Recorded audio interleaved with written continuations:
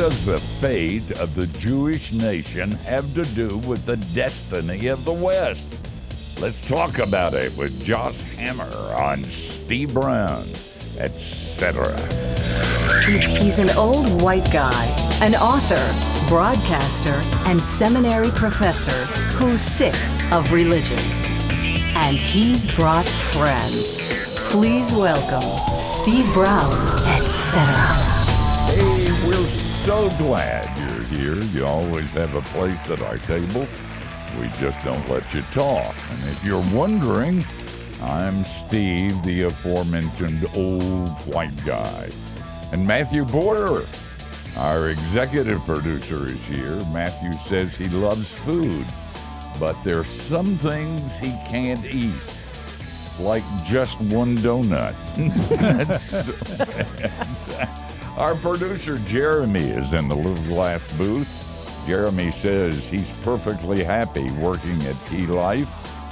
True. Unless he gets into the running for this new Pope thing. No, well, I mean, I do look good in white.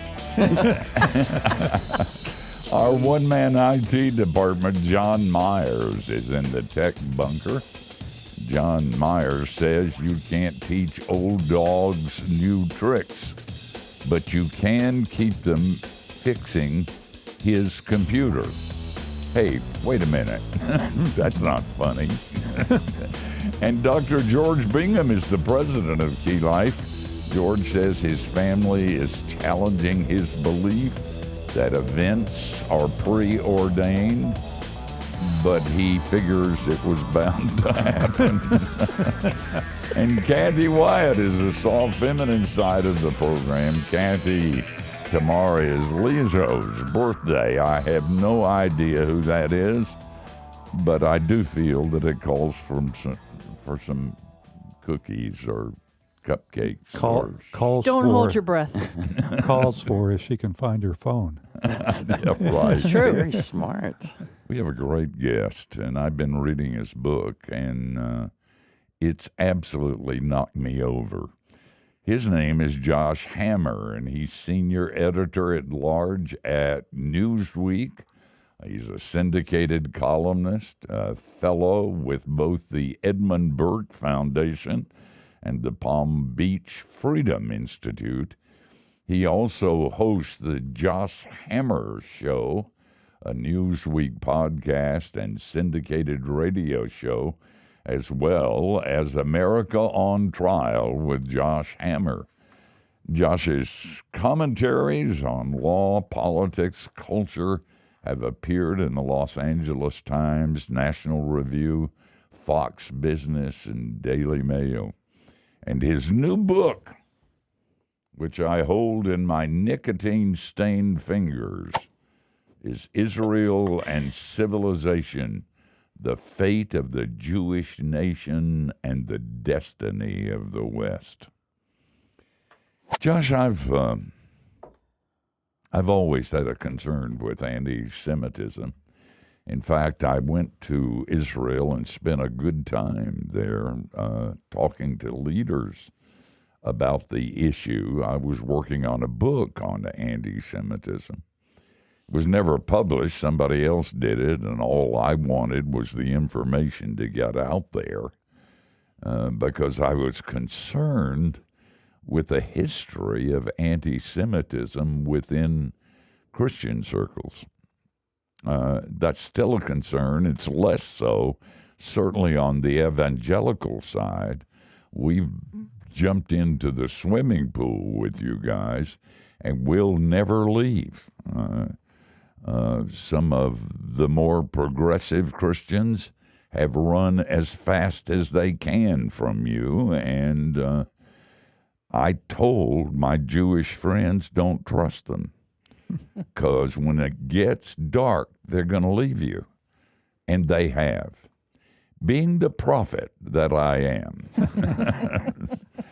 Josh, it's good to have you on this program. Listen, it's a lot bigger than just... It is anti-Semitism, of course. And that's been a problem for thousands of years. And anybody who says they understand that and the reasons for it, they don't know what they're talking about. It's been almost supernatural in its presence, dark presence, not just among Christians, but in nations all over the world. And this thing with Hamas is scary, but it's not just a little battle that Israel will win. It has implications far more than that. Talk to us a little bit about that, and then we'll get down and talk some more about some profound things in your book. Well, first of all, thank you very much for having me on the program. It is my sincere belief that the Jewish people have no greater allies than religious Christians, than evangelical Christians in particular. Ron Dermer, who is currently in Prime Minister Netanyahu's government, he's a longtime right-hand man for Prime Minister Netanyahu. He gave a speech before formally rejoining the government. This is back in the fall of 2021, where he basically said this, actually. He said this to a largely Jewish audience in the United States. He said that the future of U.S.-Israel relations will be determined not by American Jews, but by American Christians. And a lot of my fellow American Jews were not particularly happy that Ron Dermer said this, but it's just correct. I mean, it is literally just correct there. And, it is trying to salve some of the wounds that have tragically been opened by some propagandistic actors.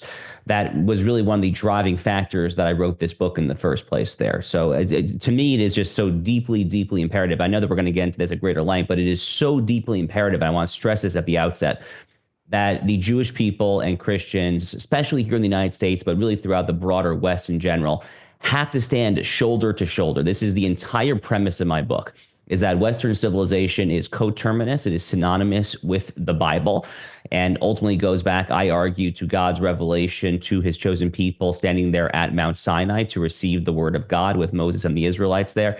And we have to stand shoulder to shoulder because we come from the same biblical inheritance and we face the exact same enemies, which I identify as global as global neoliberalism, Islamism, and wokeism in no particular order there. So I know that we're going to get into all these themes at greater length there, but to your question, Steve, just focusing a little bit for now on the conflicts in Gaza and the Middle East as a whole there.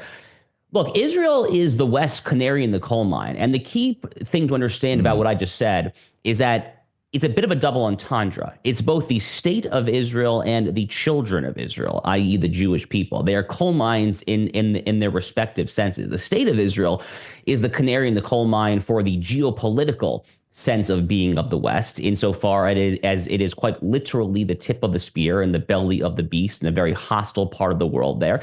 They're dealing on 7 fronts, for instance, with a tyrannical, fanatical Islamist regime in Tehran that chants death to America, just as it chants death to Israel on a daily basis in their legislature in Tehran. They're nice people and all that there. So Israel is the tip of the geopolitical spear. And this is playing out very much in Hamas, which, lest I feel a need to remind, Hamas, like Hezbollah, like Palestinian Islamic Jihad, the Houthis, these are not all enemies of Israel. They're quite literally United States State Department recognized foreign terrorist organizations, each and every one of them there. So obviously, America has deliberately chosen to identify Israel's enemies as its own enemies as well. But the broader point here is not just about the state of Israel, but about the children of Israel. And I know I don't want to give away too much because I know that we're going to get into all this there. But the argument of this book is that not just the state of Israel, but also how go the children of Israel, the Jewish people there. Because, anti-Semites, Steve, it sounds like you're quite well versed in this. Anti-Semites, their goal is very, very rarely actually stopping with the Jewish people. Karl Marx is actually one of my favorite examples. Karl Marx, who himself, in theory, I was Jewish, a bit of a self-hating Jew, you might say. He had an infamously anti-Semitic essay called On the Jewish Question, published just a few years prior to the Communist Manifesto. But we all know from history that his end goal was not the eradication of the Jewish people. His end goal was nothing less than overthrowing Western Christendom, Western capitalism there. So what begins with the state of Israel does not stop with the state of Israel. And what begins with the children of Israel does not stop with the children of Israel either. That's really a kind of a higher altitude level, Steve. That's really the argument in my book. Oh, and I'm glad you said it. I'm glad you said it so well. You know, we may not like dancing with you, but it's in our DNA. It's what we're supposed to do. The issue is sometimes, I think, between evil, which doesn't mean that everybody who's a part of it is evil, and good, which doesn't mean that I'm good, but it means that there is a battle going on, and it's between good and evil. And your book delineates that in a wonderful way. And we need to think about that, and we need to talk about it. And we're going to do that on this program with Josh Hammer. In an hour, we're not going to be able to cover all you'll find in the covers of this book. It is profound, it is true, and it is scary. And the name of the book is Israel and Civilization, the Fate of the Jewish Nation and the Destiny of the West. So if this is new to you, it's time for you to pause, to set aside whatever you're doing and to pay attention.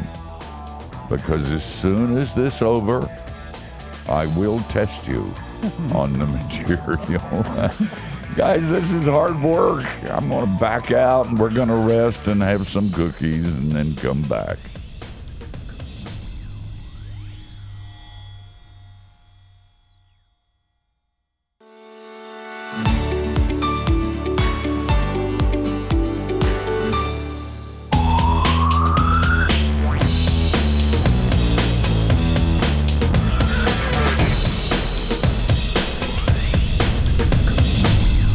Thanks for being with us. The gift of time is a major gift, and we consider it so and try never to waste it. And certainly on this program, you ought to listen to every word, because it's really important. We're talking to editor, columnist, and author Josh Hammer, and his new book is titled Israel and Civilization, the Fate of the Jewish Nation and the Destiny of the West. Josh, one of the things that I found really interesting was your kind of review of the history from the beginning, from calling out of God's people, but especially the past couple of centuries and the establishment and reestablishment of the State of Israel in that time. And there was an interesting thing that I hadn't heard before that you pointed out, that in establishing a nation, generally, it's accepted that it's either based on indigeneity, which I'm lucky to have pronounced that close, I think, international recognition, or military victory. And you point out that Israel on that basis is not just one of three, but all three of those. Can you give kind of a little review of those? Sure. So let me just say at the outset that, because this is very related to what you're asking here. You know, there's this talking point, there's this refrain in American political discourse, maybe by extension in European and global political discourse, that politicians will get out there and they say, I support Israel's right to exist, or I support Israel's right to defend itself. And I kind of snarkily criticize this in my book, because it's so belittling, frankly. I mean, is there any nation in the world that politicians would feel that it is necessarily supportive of a country to say, I support your right to exist? I mean, if I say Japan, right. I mean, if I say that Japan has a right to exist and to defend itself, God forbid, but if need be against a North Korean missile strike, does that make me pro-Japan? I mean, these questions answer themselves, right? So Israel is really the only country that's still now 70, coming up on 77 years in just about a week or so after its founding. 77 years, people still debate its right to exist. And this sadly is a relevant topic. I genuinely consider it sad, because the mere fact that we're forced to have to explain this to me is indicative itself of anti-Israel animus bordering on anti-Semitism there. But nonetheless, the question is relevant for our time. So I guess let's dive right in. So there are, as you pointed out, at least three separate ways that in international law, and international law is itself something of an amorphous term. There is no kind of, international cabal of lawyers that come down and say this is international law. That's not really exactly how it works. But there is a general consensus that there are three ways to establish legitimacy for international law purposes. The first, which is probably the most basic, so I suppose I will start there, is if you are indigenous and if you actually go back a very, very long way. And to be clear, this is not the end all be all. I don't have to remind this audience that it is obviously not the case in all of world history that a group of people simply for being indigenous necessarily has the right to the land for eternity. But it is considered strongly evident. It is a powerful evincing indication that you have strong ties there and that you are setting yourselves up for legitimacy. In the case of the Jewish people in the land of Israel there, for people here listening or watching the show who have not gone, God willing, you'll have a chance to go visit one day. I would strongly encourage you to, there's so many places to visit, to be clear, but one place that comes to mind, and I mentioned this in the book, is a place called the City of David in the old city of Jerusalem. It's actually technically right outside the old city of Jerusalem there. It's one of those places where the Bible just comes to life. And I tell this great story in the book where our tour guide from one of my trips to Israel there was literally reading from the prophets. He was reading from the book of Jeremiah, if memory serves there. And he reads a verse, a pasuk, as we would say in Hebrew, talking about a king and a bit of coinage there. And then he literally takes out the coin because they actually discovered it archaeologically, above where we were standing there. So, I mean, talking about indigeneity, I mean, the Jewish people clearly unambiguously go back thousands of years. I have personally stood in Hebron, which is the capital of Israel before Jerusalem was the capital. That's where King David is from, in Hebron. I have stood actually in what was the street corner where people like King David and people even prior to him actually walked 4,000 plus years ago. It's really quite remarkable there. So that part seems to me to be pretty obvious. As for the other two components there, international law and then the laws of war and conquest there. So we'll start with the war and conquest, because the international law is slightly more complicated. So war and conquest is actually fairly straightforward. So the United Nations comes in November of 1947, and they propose a partition of the land between a Jewish and an Arab quarter. The Jewish portion, by the way, according to the UN partition of November 47, was this very tiny sliver on the coast. It was barely defensible, but the Jews were just happy to have anything 2 years after the Holocaust. So they said, yes, of course, we'll take it there. The Arabs said no. And then following Israel's formal independence in May of 1948, the Arab armies invade on all sides, from Egypt, from Syria, from Jordan, and so forth there, with one goal, which is to annihilate the Jews.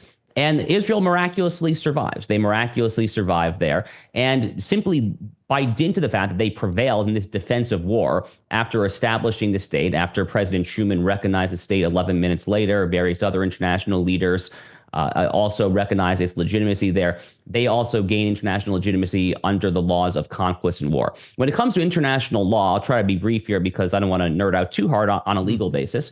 So the relevant international law principle is a venerable maxim called uti possidetis juris, if I'm pronouncing the Latin correctly. What it basically says is that if you are a new state, when you are established, you inherit the borders of the previous existing sovereign entity in that part of the world. This is a principle that we actually invoked when it came to the breakup of Yugoslavia into Serbia and Kosovo. We've used this in Africa many times with the dissolution of European colonialism in Africa there. As it applies to Israel, what this means is that when Israel was founded in May of 1948, it inherited the full borders of mandatory Palestine under the British mandate that preceded it. And the key thing to remember here is that going back to the post-World War I settlements in 1920, the actual borders of mandatory Palestine included all of Judea and Samaria, what the international community calls the West Bank. So actually, when Israel was founded in May of 1948, it actually inherited, legally speaking, all of Judea and Samaria, which is a very important legal principle to know by today there. But under all of this there, as ratified by various international accords to which Israel has been a signee there, it is legitimate on all three bases. You know, yeah, wow. And when I listen to you talk, those are facts that are very important. But there's something supernatural about this that is far deeper than what you see and feel and touch.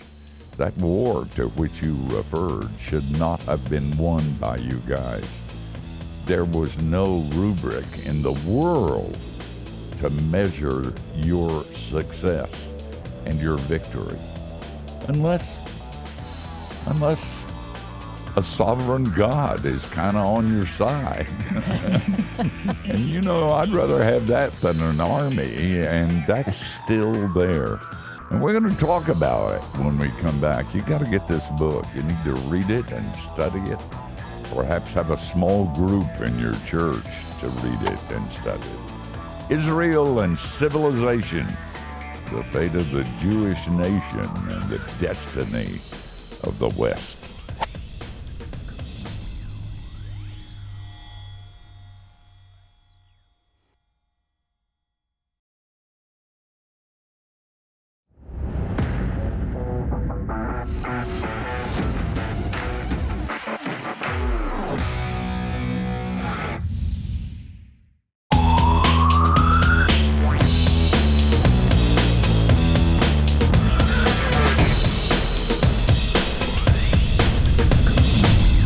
We're so glad you're with us, and we're hanging out with Josh Hammer. You can keep up with him on X at Josh__Hammer. Josh, I wanted to ask you a quick question that you alluded to just a little bit in the very, very beginning when you were talking about Mount Sinai. I think for those of us that grew up in the evangelical church with even a modicum of understanding about the nation of Israel, about Jewish people, understand to a certain degree about the philosophical and theological foundations of Western civilization that come from all the way back there at Mount Sinai. But I don't think it would be an exaggeration to say that most people out there don't have a clue how that is connected. They don't understand it, and I think that goes a long way to their attitudes about Israel, about the nation, about Jewish people. Could you elaborate on that a little bit? I think it's really, really important.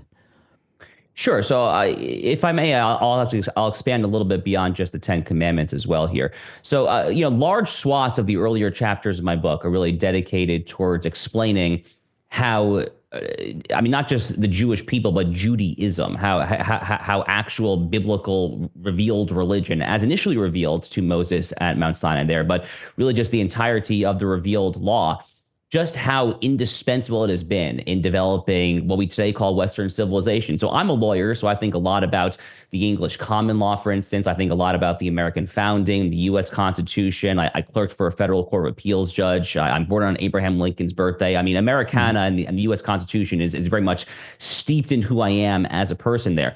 So, let me just give a few examples there. It would be very easy to kind of pinpoint some of the actual 10 commandments themselves. Thou shalt not murder, adultery, theft. I'll give a couple of slightly more outside the box examples.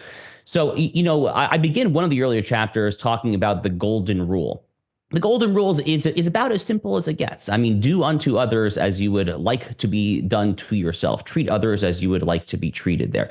But as I argue in the book, where is this actually coming from? Well, it's actually coming from the book of Leviticus, chapter 19. Treat a stranger as your own fellow. That is the actual biblical origins of the golden rule itself. In fact, I actually have this wonderful anecdote. I don't have it. It's in the Talmud, but I share it in the book there. There's this wonderful story there. So these two sages of the Talmudic era, Hillel and Shammai, they were fierce rivals there. Anyone who has any familiarity with Talmud knows that Hillel and Shammai are always debating. They're always punching, not literally punching each other, but they're always vociferously disagreeing there. And there's this funny story of a curious Gentile who expresses interest in potentially converting to Judaism. But the Gentile says that he will only convert to Judaism on the condition that either Hillel or Shammai explain the entirety of the Torah standing on one foot. And to which Shammai, who's the stricter and kind of more uptight, buttoned up of the two, says, "Get out of here, you poser. I'm not going to dignify this with a response." But Hillel famously stands on one foot and he says, "Do unto others as you would like to have done unto you. That's the whole Torah. Now go and study it."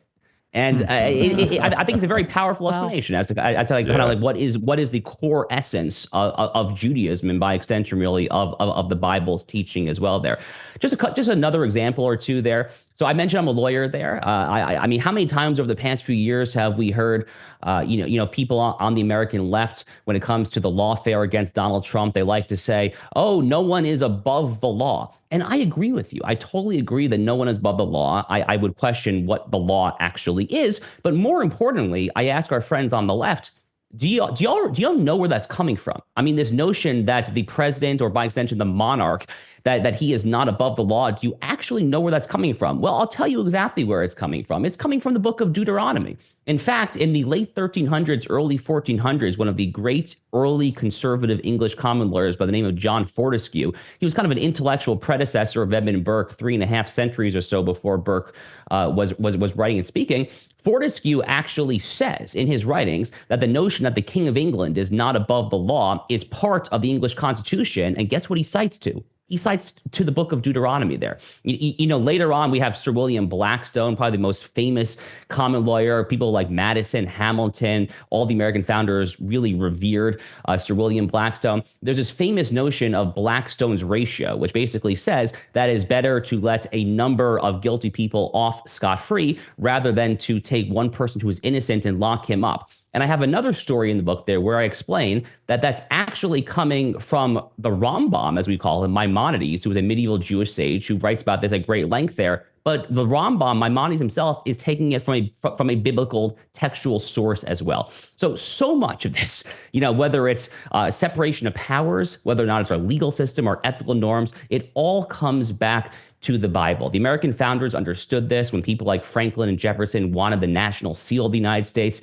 to be Moses parting the Red Sea there. They understood this in our bones. And part of my book really is fundamentally trying to just remind people of that which once upon a time we knew, but unfortunately has been largely forgotten. Mm-hmm. Oh, man, that's good. Listen, if you're Goyim and you've been listening to this and you're a Christian, this is your family too. You can rejoice in what was just taught. You can dance before the throne. You can be glad for something that is this profound and this real and this important. Hey, we're going to talk some more, so don't you dare go anywhere or you'll get the hives. The book is Israel and Civilization, the Fate of the Jewish Nation, and the Destiny of the West. It's a book you need to spend time with, maybe in a study group, and invite all your friends to hear something they probably haven't heard before.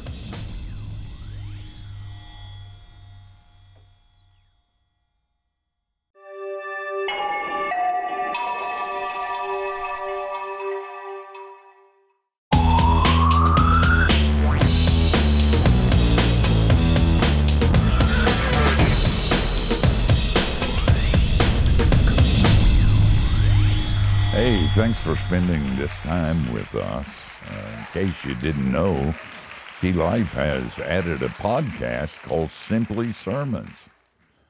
And according to online reviews, it is officially 100% not half bad. Well. Check it out on the Key Life app, on your favorite podcast platform, or at keylife.org/Simply Sermons.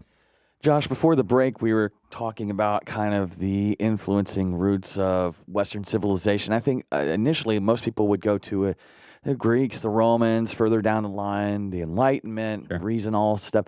But you bring a really interesting perspective with the roots that go all the way back to the Jewish people.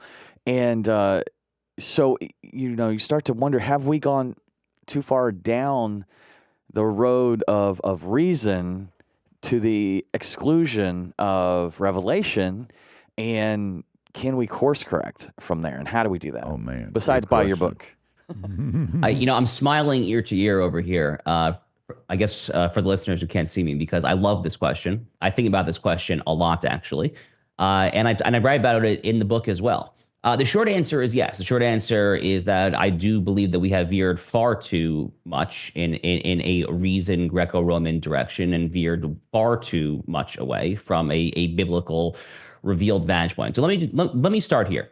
So look, I think a lot of people today think of Western civilization similarly to how Leo Strauss, the University of Chicago political scientist, how he formulated it. So he famously refers to Western civilization as essentially this DNA-like double helix of these two strands that are interwoven between Greece and Jerusalem, between Athens and Jerusalem, between reason and revelation.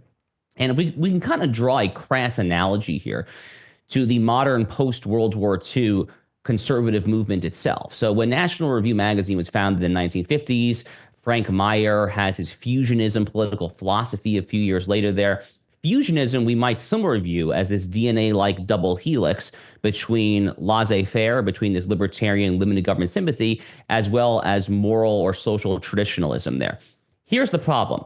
The problem is that the side of revelation or traditionalism loses actually both times. So I've argued in a political context for years that in a fusionist, strictly political conservative context, that the moral and social traditionalists have consistently and repeatedly lost out to our libertarian brethren when it comes to everything from social policy to economic policy and so forth there.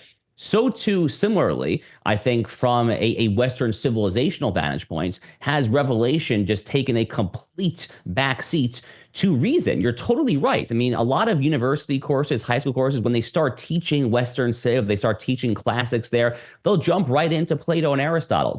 I mean, don't get me wrong. I mean, I am a fan of Aristotle, okay? I actually quote Aristotle even in this book a little bit there. Specifically, he has some concepts such as teleology that I refer to a lot when I write and speak about jurisprudence, because I'm actually a constitutional law guy. So Aristotle has a lot of important insights there. But there is a deep, deep problem with the notion that human beings can kind of just close their eyes and kind of just tap the old noggin, the old head, and then just by pure unadulterated reason arrive at truth and justice there. So I think oftentimes about Thomas Jefferson writing the Declaration of Independence in 1776, John Locke writing his second treatise on politics in England about a century or so prior to that there. And they both write a very similar thing. We hold these truths to be self-evident there. And here's my argument. My argument is that what they claim to be self-evident would actually not be self-evident to, let's say, a Taliban goat herder in the mountains of Afghanistan. It would not be self-evident that we are all entitled to equal natural rights of life, liberty, and property, or the pursuit of happiness in the Jeffersonian nomenclature there. The reason that it was self-evident to men like Jefferson and Locke is because of the cultural and civilizational milieu in which they were thinking and writing. The context matters, and the context is Judeo-Christian civilization. The context is the Bible there.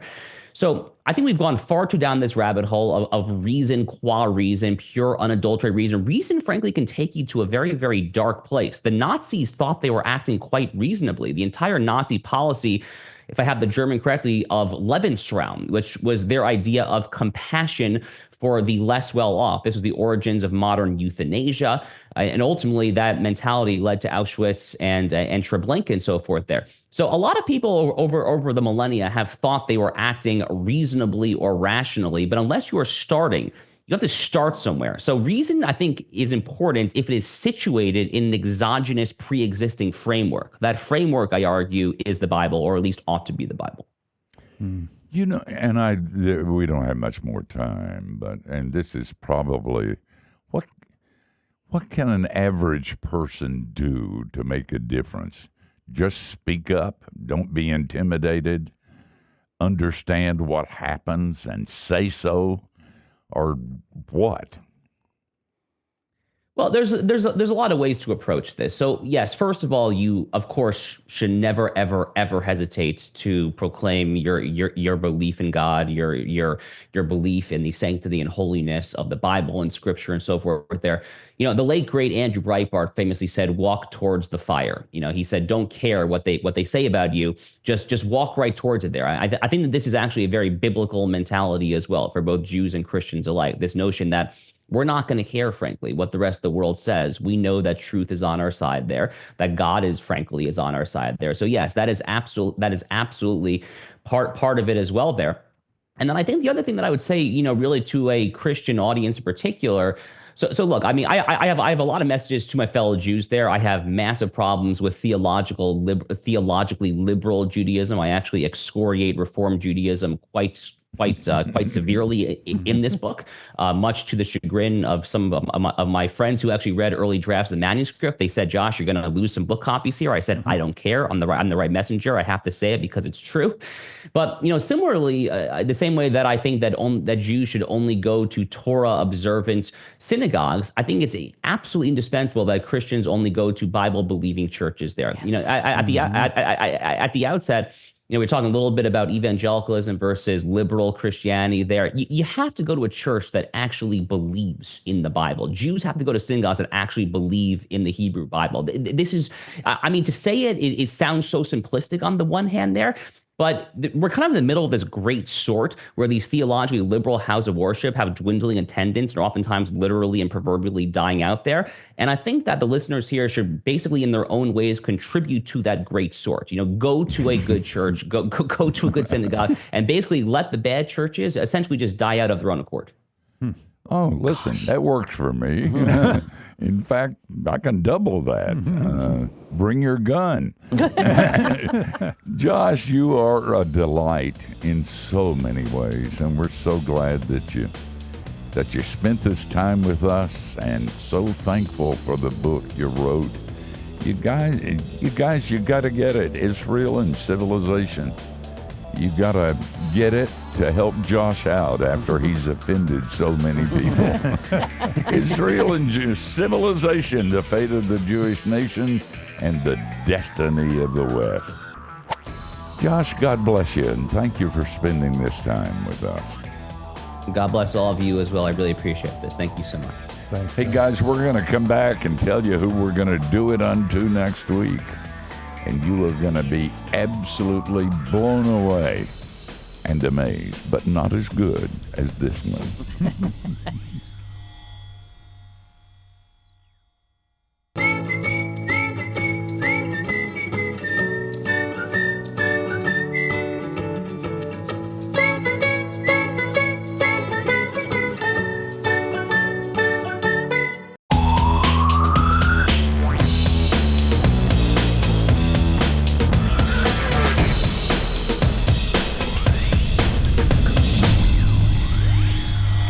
Oh, man, I'll tell you, you got to listen hard because he talks fast.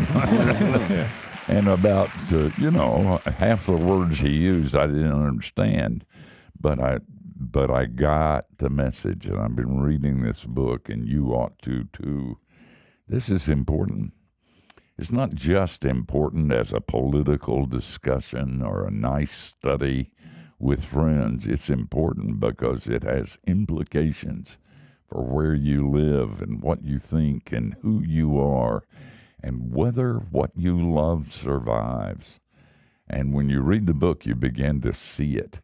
And when you watch the television shows after the news shows, after reading this book, all of a sudden you go, oh, now I understand. So if you're Jewish, we're glad for you. And we're not going to run. If you're a Christian, don't forget your family and your heritage and your Messiah who is Jewish. We may not like it sometimes, but we're bonded and we're a part of one another. And it's really important, as Josh said, that we stand with one another in a very dark and dangerous world. The book again, Israel and Civilization, the author, Josh Hammer. Okay, who are we going to do next? Who are we going to talk to next? What? Right, listen, It just wasn't I'm working working. at this. I was going to say it wasn't working, was it? Well, next week our friend Jordan Rayner is going to be back with us, and he likes to talk some of his other books that he's written. He likes to talk about work and that kind of thing. But I've been waiting for this one because the book is titled Mere Christians, obviously a takeoff on C.S. Lewis's book Mere Christianity. But it's the subtitle is Binge-Worthy binge-worthy. Speaking of the tongue now not who's working, doing it? binge-worthy biographies that show you how to glorify God in your work, and it's very interesting collection of very short but really fun kind of biographies. C.S. Lewis is obviously one of them. Mr. Rogers, Fred Rogers is one. Ole Kirk Christensen, you know who he is? No. You do. Yes. Matthew does. That's because you read the back of the book. The founder of Legos. Just some very Fannie Lou Hamer, who is a civil rights activist. It's just very interesting. 5 people that would just probably say that they're just, they're not anything special. They're just mere Christians. But I think it's going to be fun. In the interview, he tells us some of the dark side, or that won't be helpful. It'll just discourage me. Except for But I'm Mr. gonna Rogers. Except for Except Mr. for Rogers. Mr. Rogers. You Yeah. leave that dirt on it. Nope. Yeah, he Don't doesn't. hear it. I don't think he had a sin nature. I sorry. I just don't think so. I said something kind of negative about him in a book I wrote. And man, there were people who were praying for my death. Hey, we'll be back next week. You join us. Between now and then, don't do anything we wouldn't. You got a wide berth. That's what you get for trashing Mr. Rogers. Wow.